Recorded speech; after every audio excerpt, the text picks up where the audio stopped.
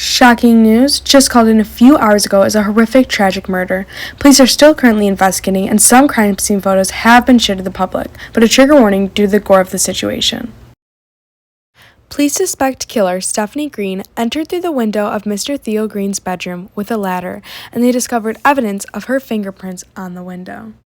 Police assume Mrs. Green approached her ex, Mr. Green, and swung the axe, hitting his neck while he was in bed, likely asleep.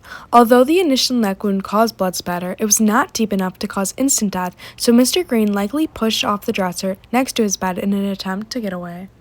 His drops of blood from the initial wound lead him near where police suspect he had fallen into the table, knocking it and its contents over.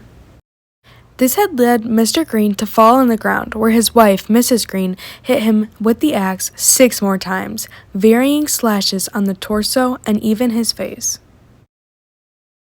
After he died, Mrs. Green had wrote a letter explaining her motive for the brutal murder.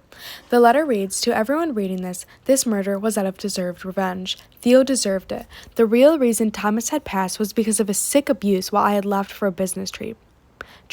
1 week I left, and when I came home, Thomas was severely sick and nutrient deficient, where he later passed just a few days after my return. After looking into his death further, I found that Theo had been poisoning our son for months and upped the dosage when I left. After divorcing Theo, I was lost. This was the only way to get true revenge and justice for my beloved Thomas. May I see him in the afterlife." Stephanie was then found dead, having injected herself with poison next to the desk. The lady who called in these murders were the Greens' next-door neighbor. I'm just so shocked by what happened. I mean, I was neighbors with Theo and Stephanie for 5 years, and I know they've had like a really rough time recently. Like, they lost their son, Tommy died, and they had a divorce recently, but I'm just blown away by what happened.